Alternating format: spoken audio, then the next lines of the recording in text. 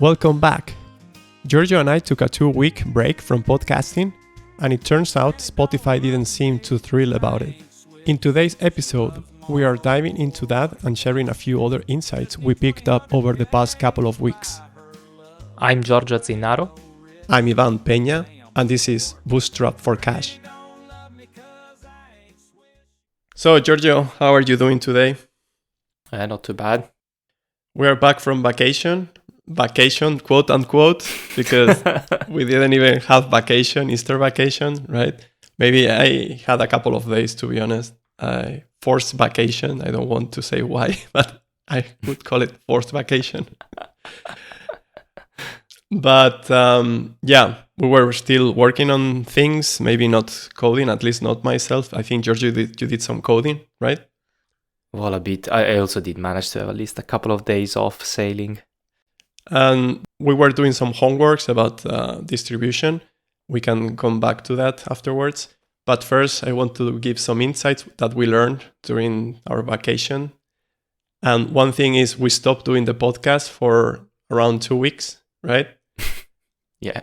And the very first day of Easter, the 17th of April, we had in the past some steady listening or streaming on Spotify, right? So people were engaging with our content.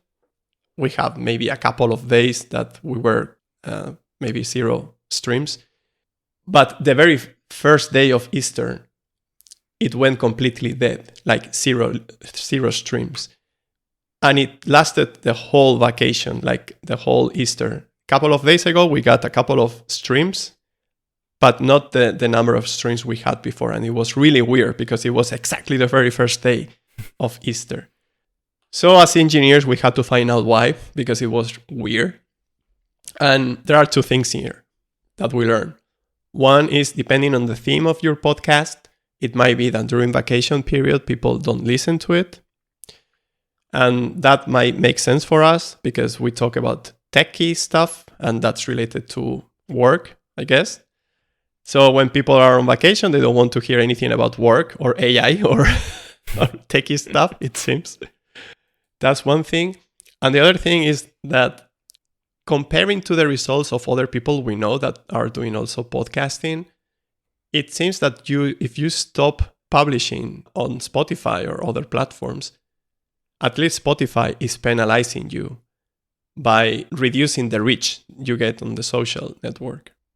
So if we go actually to the discovery, which is the part where we see the impressions, number of impressions that we have on Spotify, we had a huge peak after we published the last episode. And then it went down like hell. Like there is really, not really flat line, but almost. And it was kept like that for until today. So the second conclusion from all this is that it seems that you really need to, when you become a podcaster, you become a Spotify slave. So you really need to keep posting because otherwise your podcast will not reach anyone. You could also argue that maybe our content is not so professional and that's why people are not listening to it, but I want to believe that it's just Spotify penalizing us. What do you think, Giorgio?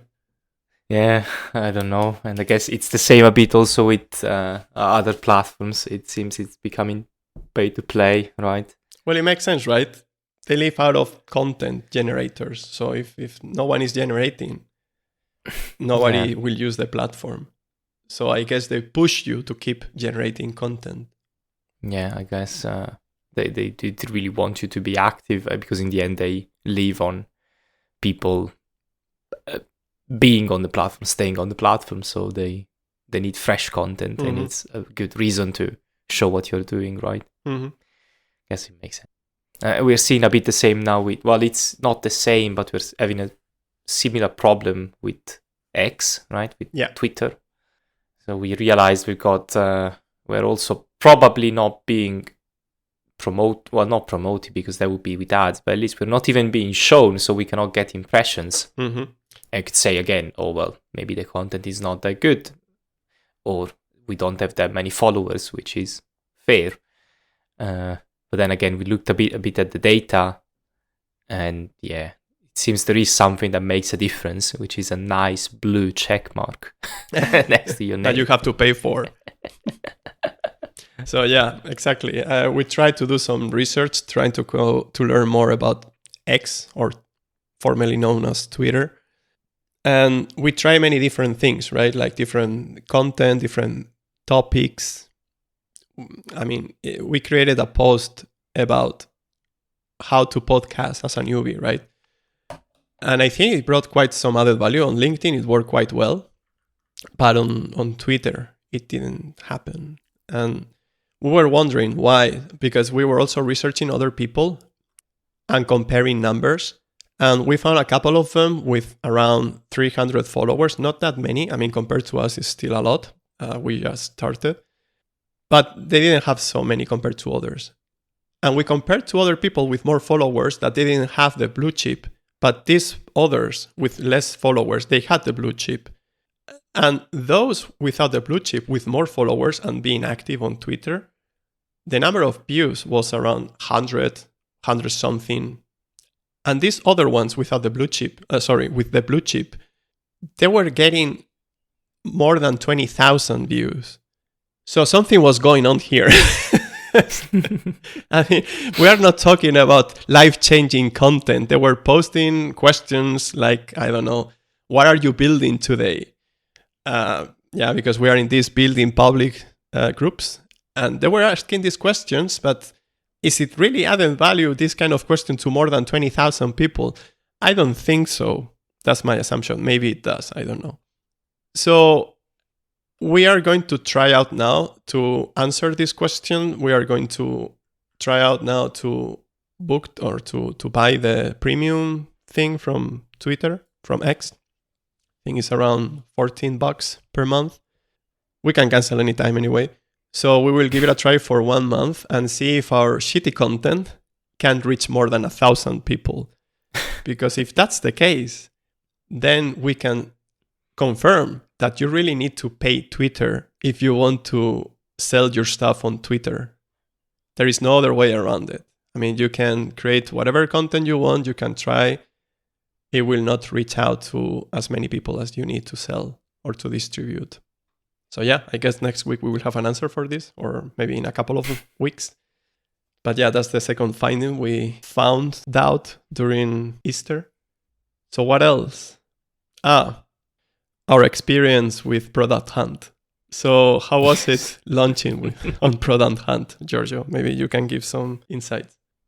It's actually curious. I was looking at some analytics right now as we spoke, because I was curious how things were going and with distribution in general. Mm-hmm. It seems we kind of knew, but we had to give it a shot. Product Hunt is a bit useless, hit and miss. I'm sure it's useful for someone. I would have expected it to be a bit more useful for us as well in this case. Mm-hmm. Because obviously, I mean, I think there is this problem that with marketing, something I've learned that probably the key tenet of marketing is that, or of sales even, you need to be where your customers are. Mm-hmm. So if you are promoting, for example, unit text, we say it's a tool for anyone who needs to write. Could imagine a Product Hunt could be a good place. Obviously, there are other makers, other people making tools, and they also need to do marketing themselves. Maybe they're writing blogs, manuals, or I don't know, whatever they need to write. So it could be a good place to promote it. And we did get quite a bit of impressions, but not enough, not converting to users. And again, you could say, well, of course, you could say that the tool is not valuable enough, and that could also be an argument. Mm-hmm. But I guess it's also something with signal to noise ratio probably being very low, and I don't know. We probably need to understand better what's happening there.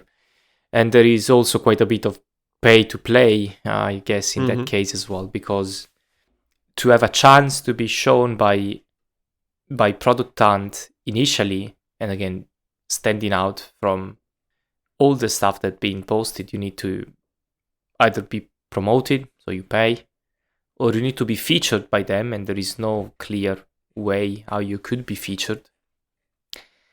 And then there are all these not platforms, but there is people offering this service, reposting what you're doing and letting, so these influencers, you could say, letting their network know, their follower base know about your product.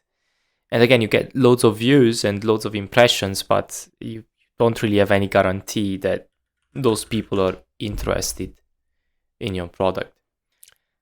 Actually, we need to be honest here. We tried that out as well, because we were wondering if we should give it a try, like to pay a couple of influencers to promote our content and see how it works. Honestly, it felt a bit dirty at the beginning because it was so fake, right? What they sold is true, is what you get, right? Like we got a lot of comments and reposts and stuff on LinkedIn. And even upvotes on Product Hunt, which was right what we wanted, to be noticed in Product Hunt, where we thought we could get some relevant impressions, some relevant users to see our product. So what they are selling is not fake. We got what we paid for, but two things there. One, it was, for us at least, it was useless because we didn't get any users out of it. And second, all the comments and reposts and stuff were from people saying that they were using the platform and they were not, and they were not going to. So probably friends of friends, or I don't know, they have some kind of influencers network, I don't know. But it felt a bit like, yeah, like we did also on Unique Text on our website, like showing fake reviews. It feels dirty in a way. So our experience was not that good, to be honest. I mean, it was not that expensive, but it's also, I mean, it's the first time we were doing it and we wanted to give it a try. And now we can say that probably in the future we will try something else. I don't know. What do you think? I don't know. I guess it's a lesson learned. And now I guess the objective is more to really find out and reach out directly to the people who care about that product. Because again, we know that we've identified the problem when we built that, but it's only half of the problem. Then you need to get noticed, and you need to get people to try it out, and you need to get feedback to make sure you're actually meeting their needs. So I guess it's that thing of doing something that doesn't scale. We need to invest in that, I guess. Mm-hmm. We need to really manually go and talk to people. Another open question is the dilemma: impressions versus reactions, at least on LinkedIn. Oh, you can also say it on X. You have views versus reactions. Should your content aim for more reactions or for more impressions? Because, for instance, I tried also the other day, dummy idea, to post a really bad joke about Spaniards, and it got 3 reactions, so not so many. Also because I don't think that people want to be linked to that kind of content, because it was quite not really for LinkedIn maybe. But the number of impressions was much higher than many other posts that I think they were adding some value, and this one was not at all.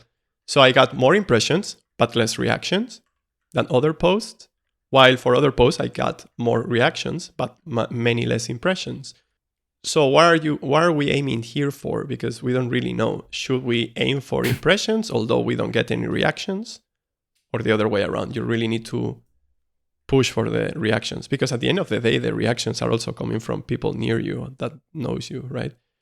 Randos will only react on influencers and these kind of things, I guess.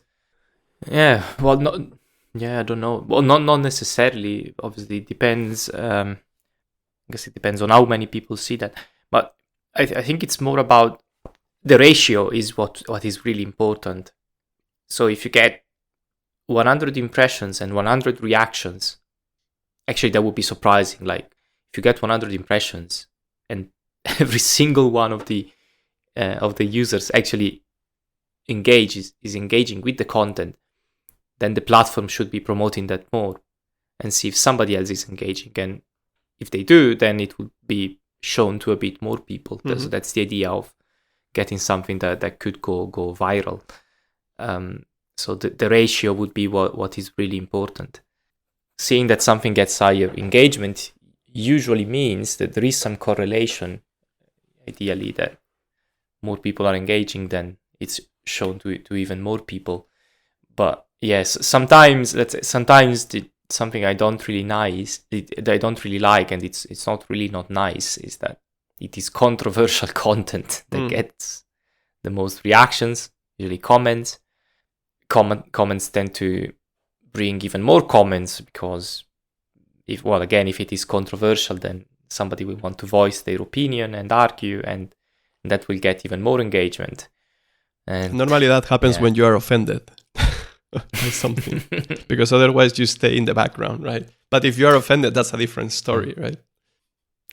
Yeah, and we saw it on Reddit as well, right? Well, it was not offensive per se, but we were discussing an idea. There is this saying, right, that if you want to know the answer to something, you need to, on the internet, you should just state something wrong, and somebody will come up and tell you what the right answer is. Because if you ask nicely, nobody will.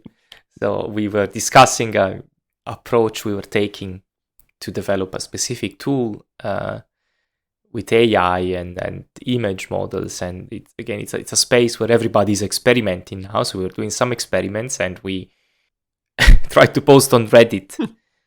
What are we doing wrong here? Why is it not doing what we expect? And of course, somebody had to come up and say, "Oh, why are you using AI for this? We did it for 30 years, and now everything you see, you have a hammer, and everything you see is a nail." And obviously they got pissed. It's a good way to get engagement. It's a good way to get more people to pile on. Not that we wanted that. It's just the way the internet works, I guess. There is always an arrogant prick for every post, I guess. And that's the one. But he was, in his defense, I need to say that I completely missed the context of what I was trying to achieve, right? I was explaining the problem, but I didn't say what is it for. Because then if you know the context, probably you would understand why I'm asking this kind of question, right? But he didn't have that. But of course, you could take it like the first one commenting that got the most upvotes, right? Like in a nice way. Yeah, you can try this and so on. I try that and so on. Being proactive. But the second one was the arrogant prick. So yeah, it depends on the kind of manners that you use to answer the person. Although maybe you are doing just some bullshit. Doesn't matter. You can still be nice. Or you can be an arrogant prick. But anyway, point taken. That's another thing now that we talk about Reddit. So it seems that on Reddit, you get many more impressions than on the other social networks. And you don't have to pay for it. So we are on the free tier. I don't know if there is actually a paying tier. But the only two posts that I already did on Reddit, and I've never been active on Reddit. It's the first time I use it, actually. It got two of them. I have here the analytics. So the first one got 1,300 views. It was about Spotify, like asking the other podcasters why on Easter, exactly the first day of Easter, our streams went flatline. It seems other people are also suffering from that. And the second one got 3,300 views. And it was about this modeling issue that we were having with LLMs. And so only those two, with no activity, no nothing, no karma, no whatever, more than 1,000 views. While on the other social networks, good luck to get more than 1,000. I mean, on LinkedIn, I got a couple of times when I was talking about financial content and so on. A couple of times I got 2,000 or so impressions. But on Twitter, forget about it. So those are the most important outcomes we learned during our vacation. Productive vacation, it seems. So what next, Giorgio? So what are we going to do now? What are you working on? Hey, that's a good question. So a bunch of things again, as we said. There is another prototype I'm working on. I actually want to do it right this time around. We have a video at least showing what the prototype could look like. Need to talk to people, see if they find a need for it, see if we can get some early feedback just from this prototype, from this demo, and understand how we can develop it best. If it makes sense to develop, if it makes sense to market it in some way. So we've got a distribution channel planned out from the beginning, because this is always where we struggle. So I guess I'll be sending more emails than writing code now. Nice. Even though it's really fun. I would love to go on and implement this. So I really hope we find the distribution channel, because I'm really keen to make that thing work. It's really cool, I must say. The problem is you need to know a bit about the context, because I sent it to a couple of people in my surroundings that they didn't have any context at all. And it's like, sorry, I don't understand what you're trying to tell in the video. I just watched Giorgio putting his head down. I don't know what he's doing. And some robot talking randomly. Yeah, it's really fun. I mean, it's quite strange, obviously, because if you're not doing that thing specifically, as I mentioned initially, I was out sailing over the weekend, and well, there are a bunch of things you need to learn, obviously. One of them is using the radio, and even to that, there is a different degree which you can learn how to use a radio, and you get to the point when there are some very specific codified procedures that you can do. For example, what is called a distress call. You're sinking, or somebody is lost at sea. You've got a man overboard. It's technically, and in that specific case, there is a specific procedure you must follow. A specific digital message you're sending with your radio first, and then you need to repeat the message and really say that using the radio. And there are some specific scenarios where you could hear that somebody is giving out this message on the radio. But imagine you are maybe not in the middle of the ocean, but you're far away enough from the coast. Obviously, there is no mobile signal. There is no internet there. Best case scenario, some people now use Starlink. Thank you, Elon, again, I guess. But if you don't have that, some radios can only go 30 nautical miles. It's like 50 kilometers, no further than that. So you may have to relay the message. You hear the message, you need to write down what you're hearing and repeat that. You can't get it wrong. If you give the wrong information, relay the wrong information, then the search and rescue, the Coast Guard, may not be able to find whoever was in distress. Mm-hmm. And so there is a bit of, you need to make sure you really know how to do that properly, because you don't get the chance to train it very often. Luckily, it's not every day that somebody is sinking, hopefully. But when it does happen, you better be prepared. So much of what we do as we study is preparing about worst case scenarios. So hopefully, of course, you hope they don't ever happen, but when it does happen, if you've planned for it, if you have at least thought about it before, then that's how you can be safer. And this tool is also using AI to help you prepare for such scenarios, so that you can study and repeat what you should do, repeat the procedure again and again, and until it's like second nature. You just can do it automatically. So it's really niche, right? It's a niche solution. Yes, definitely. It's only relevant for seafarers. But maybe we can do a business out of it, right? Like we wouldn't be the first ones trying or building a business out of a very niche market, right? No, absolutely. I mean, you could say it's again a very it's a niche. We know that there is a need in that niche. Like again, I started building this because I got some feedback from. Again, I'm studying for that myself, so I see some value in it. And for some others, it's even more valuable, we have learned, because, well, not everybody is fluent in English, and obviously all this radio communication is standardized and is standardized to be used in English, because you never know who else is listening to you. Even if you're sailing in your own country, if you're getting a message from somebody in distress, they could be a foreign boat, right? So they would send it in English. And again, you relay it in English because you don't know on the other end if it's going straight to the Coast Guard of your own country or to someone else who may have to relay it again. So it's also a good way to practice English, I guess. So we know there is value, but it's one thing to know that it's valuable to someone, and it's another to understand if it's a business. A business, if we can actually build this profitably, if it's sustainable. So we'll do this first.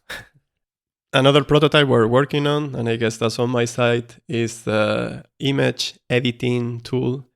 This other one was more into the event management sector, but we found out from getting feedback from other people that this might also be interesting for other sectors, like film productions and interior design. Yeah. It's quite cool to build it, but it's very frustrating because, you need to find the right combinations with LLMs, editing tools, and so on. And that's why we got this arrogant prick telling us, why are you trying to do that with LLMs? You can do it with just an editing tool. Is that you are right? And that's what we're going to try now. But of course, we need to automate it, and for users. It's not that I can just go there and edit it myself manually, right? We need to make it usable for users. So there are some restrictions there. So that's what I'm going to work on. And at the same time, we need to, position unique text in the market, and hopefully we can get some more users. So that's basically the summary after vacation. Yeah. We are going to try to keep it short this time. We also want to try shorter episodes. So before it was around 1 hour, most of the episodes, but now we want to try with half an hour and see how it goes. Obviously, it would be nice if you are listening to this, you can drop us a message telling us and give us feedback, but for sure you will not do it. So I'm going just to hope for it, but yeah. We look at the analytics. We will look at the analytics. Spotify will tell us. And of course, we always forget to say this, but if you're listening to this, you find any added value, please give us 5 stars on the platform you're listening to, because that would help us with the algorithm to avoid the penalization we already got because we went on quote-unquote vacation.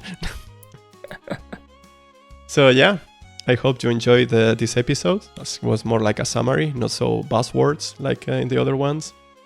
And next week we will try something new as usual. Right, Giorgio? Definitely. So hear you next week and have a nice week ahead. Have a good one.